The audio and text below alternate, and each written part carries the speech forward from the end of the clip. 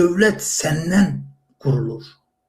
Yəni, sən millət olaraq dövləti qurursan. Yəni, dövlətin nümayəndələri sənin içindən çıxır və o dövlətin başında dayanır və sənə xidmət edir. Ona görə ki, dövlətin birinci atributu insandır və o insana xidmət edir. O nöqteyi nəzərdən biz başlıca vəzifəmizi yadımızdan çıxartmışıq, biz unutmuşuq. Bu da təbii məsələdir ki, Sovetlərdən gələn bir tərbiyədir. Yəni, bizi, inanın, bu 70 illik bizim başımıza gələn bu Sovetlərdə baş verən hadisələr təkcə bizi yox, bütün isteri məkanında yaşayan insanları, hətta bu sosializm sisteminin, dünya sistemində qələbə çalması, Polşa, Rumıniya, Çexoslovakiya, yəni bu Avropada olan ölkələrin çoxunda paraliz eləməsi, şikəst eləməsi, bu hələ uzun zaman, uzun vaxtdan sonra sağalar ya sağalmaz. Yəni, nəsillər gərək dəyişsin ki, yəni nəsillər də gərək belə dəyişsin ki, o bugünkü İlham Əliyev rejimində nəsil dəyişmir ki, nəsil əksinə biraz da geri gedir, biraz da şərəfsizləşir, biraz da uğraşlaşır. Yəni, o nöqteyi nəzərdən. Elementar mən indi bizim mövzumuza uyğun olmasa da mən dünənki mövzunun davamı kimi indi sizə bir material göstərəcəm. Baxın, Facebookda rast gəldim və maraqlıdır. Deyim ki, inanın, mən sadəcə olaraq göstərirəm ki, baxın, bu son döyüş, yəni, bu belə getsə, dostlar, yəni, təbii ki, mən çox fikirləşirəm ki, Allahın köməkliyi ilə yəqin ki, belə getməyəcək. Ona görə ki, belə getsə gərək biz onda öz ölkəmizi, öz dövlətimizi itirək.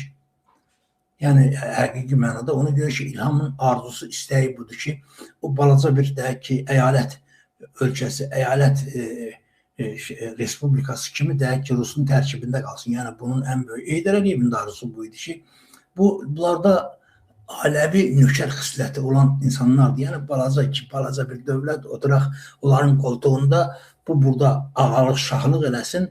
Ətrafında da əyanları, məsələn, deyək ki, şərəfsiz qədələr. Və gəlin biz bir də yaddaşımızı təzələyək. Vətəndaşları heç kim döymür. O döymək sözü bizim ölkə... O vətəndaş... Bir dəqiqə. Əzləmək kim ki deyir ki, bizim polis bizim vətəndaşımızı döyür, o bizim dövlətimizin xainidir, bizi dövlətimizin sevməyən. Bizim polis bizim vətəndaşımızı döyür. Bu sənin də xalqındır, mənim də xalqımdır, onun da xalqıdır. Ona görə bu fikirləri formalaşdırmağa çalışıyorum. Bu fikirləri başını tutulmasını Ay cənab başdır, sənin anandır, sənin bacındır. Bu xalqın mənim anam mənim üstümə belə qışqırmır. Kasıb balaları getdi döyüş qabağında özünü can verdi. Dün qadınlar əynizin altına kapitalisiniz. Sənin anana bacına... 21 iyun 2023-cü ildə Gədəbəyin Söyüdlü kəndində etirazlar ikinci gün idi ki, davam edirdi.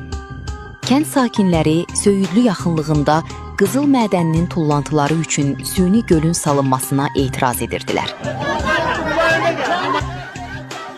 Kənd sakinləri bildirirdi ki, bu tullantılar zəhərlidir, ekologiyaya zərər vurur və kəndlilər arasında xəstəliyə səbəb olur.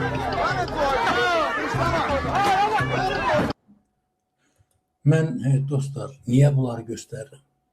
Və mən niyə demək istəyirəm, dostlar, əziz qardaşlar, əziz bacılar, əziz oğullar, qızlar, əziz atalar, analar, bir şey anlayın, bir şeyi başa düşün ki, biz bütün bunların qarşısını almaq üçün deyək ki, bu İlham Əliyevin bugün bizim başımıza gətirdiyi şeylərin qarşısını almaq üçün bizim bir yolumuz var. Nəinki balalarımızı, uşaqlarımızı gizlətmək, onlara demək ki, abala, nəyinə lazımdır, get bir qismat çörəyin qazan, demək əvəzinə. Onları verməliyik qabağa. Özümüz də arxalarında durmalıyıq. Və yaxud da özümüz getməliyik, onlar da bizim arxamız. İstəmirik, gərək yoxdur. Heç kimin haqqını qorumasın. Hərə öz haqqını qorusa yetər. Yəni, hər bir insan da öz haqqını qorumaq üçün nə etməlidir? Bəli, hər bir insan öz haqqını qorumaq üçün ayağa durmalıdır. Ayağa durmaq üçün də kənd, oba, küçə, şəhər, rayon təşkilatlanmalıdır. özü üçün. Bax, məsələn, deyək ki, Ağdərəlilər dünən mən sizə göstərdim. Hansı ki, deyirlər ki, biz əgər, deyək ki, bizi dediyimiz şəkildə öz kəndimizə, yerimizə yerləşdirməsələr, biz kənd olaraq ayağa durub hamımız bir yerdə gedəcəyik. Dostlar, mən o nöqteyi nəzərdən sadəcə olaraq bu qədər bəsit deyirəm. Sadəcə olaraq özünüz öz kəndinizə, öz elinizə, öz obanıza sahib çıxın. Yetər.